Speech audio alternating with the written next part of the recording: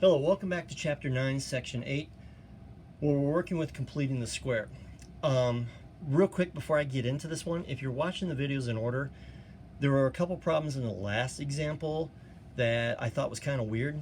One of them had the square root of 156,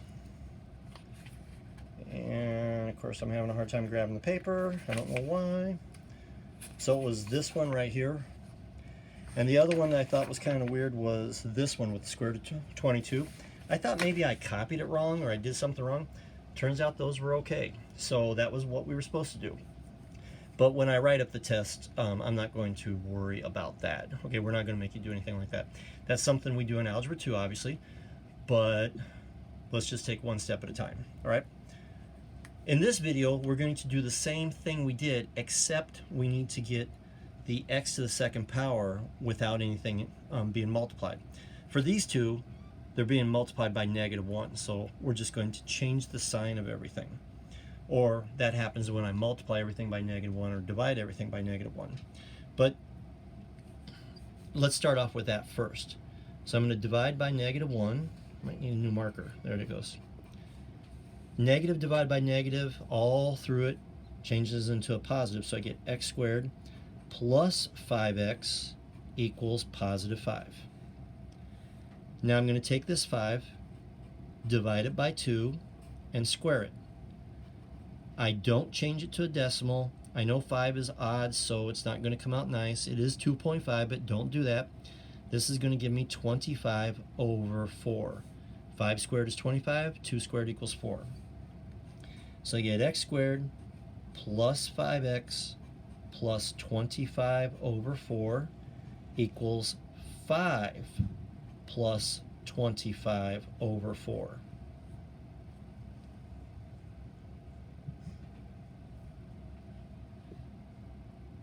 Okay.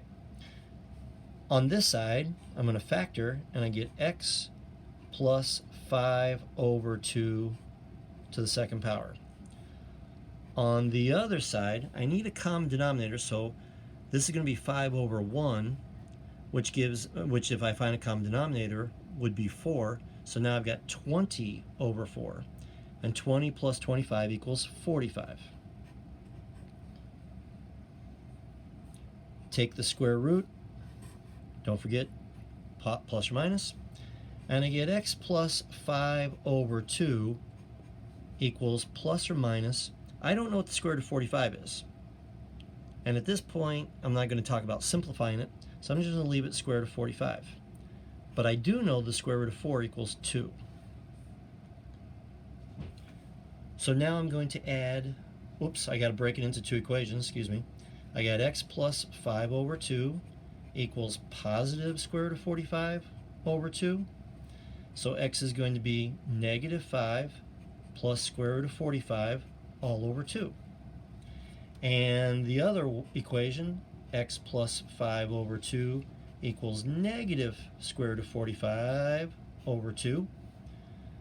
So I get x equals -5 subtract square root of 45 over 2. And again, with the radicals and everything, I know that causes a lot of heartbreak, but it'll be okay. Let's try this one. Again, I'm going to divide everything by -1. And I get x to the second power plus 3x subtract 2 equals 0. Then I'm going to add 2 to both sides to get it in the right form. 0 plus 2 equals 2. Take my 3, divide it by 2, and I square it. That gives me 9 over 4.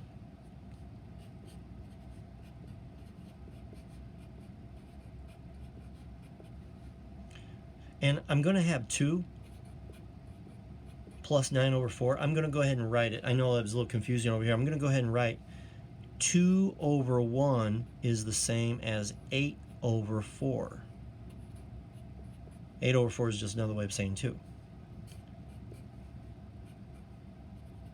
So when I factor this trinomial, I get x plus 3 over 2, and then I square it.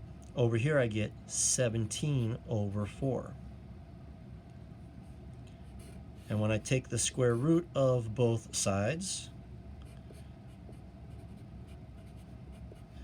I get plus or minus square root of 17 over 2. And just like I did over here, I'm going to leave the square root of 17 like it says. So I get x plus 3 over 2 equals square root of 17 over 2. So x equals negative 3 plus square root of 17 over 2. And the other one is x plus 3 over 2 equals negative square root of 17 over 2. So I get x equals negative 3, subtract square root of 17, all over 2. I'm not going to make you do anything like that on the test, though. Those are pretty hard. Hopefully we can make them a little bit easier.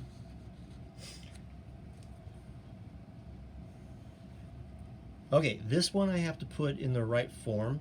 So I'm going to take this 3x squared and I'm going to move it to the other side by adding negative 3x squared to both sides. And I get negative 3x to the second power, subtract 6x equals positive 9. Then I divide everything by negative 3, and I get x to the second power plus 2x equals negative 3. I think I like this problem better.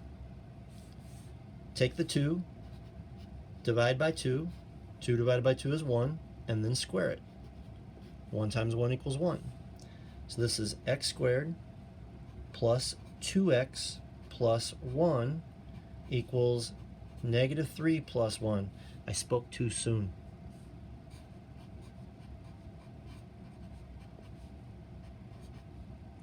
So when I add negative 3 plus 1, I get negative 2, and when I take the square root of that, I get no real solutions. Which kind of implies, are there solutions that are not real? So, number 14. I'm going to start by dividing everything by 2. And I get x to the second power, subtract 3x equals negative 5. Take the negative 3, divide it by 2, and square it.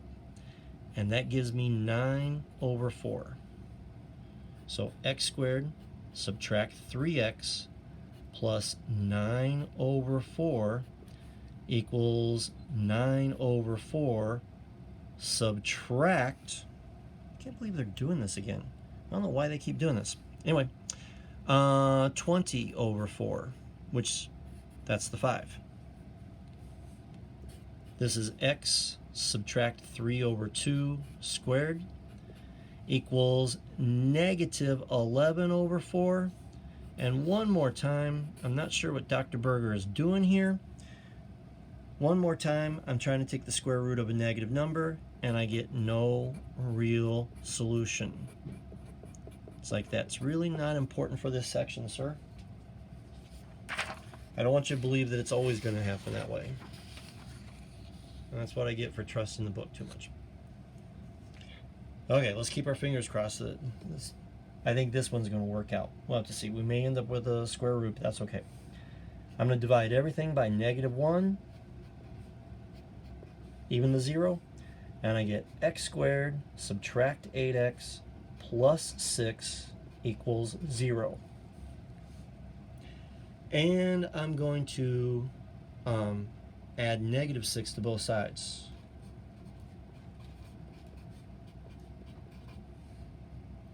Now I'm going to complete the square. Negative 8 divided by 2 is negative 4. And negative 4 squared is positive 16. So x squared subtract 8x plus 16 equals negative 6 plus 16. Remember that negative 8 divided by 2? That's still negative 4. So I get x subtract 4 squared equals 10, which is not a perfect square, but it's also not negative. So when I take the square root, I get x subtract 4 equals plus or minus square root of 10.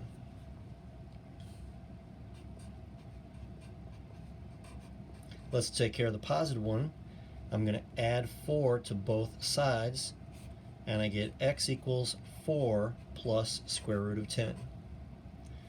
For the other equation, x subtract 4 equals negative square root of 10. I'm still going to add 4 to both sides, and I get x equals 4 subtract square root of 10. All right, finally for this last problem, I'm going to start by dividing everything by 4. I get x to the second power plus 4 equals negative 8x. Now I have to rearrange it. I don't start with the 4. It's this term right here I need to do something with. So now I need to move this to that side. I need to move that to the other side. I'm going to add negative 4 to both sides, and I'm going to add positive 8x to both sides. I get x squared plus 8x equals negative 4.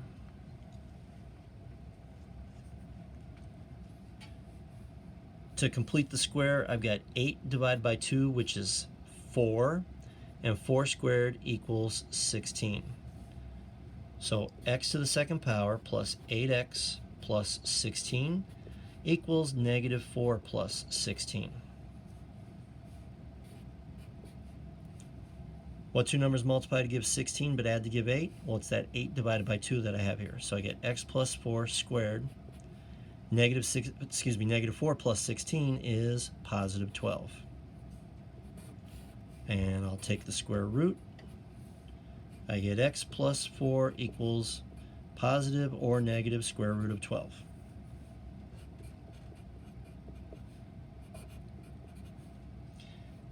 Starting off with the positive square root of 12, I'm going to add negative 4 to both sides. I get x equals negative 4 plus square root of 12.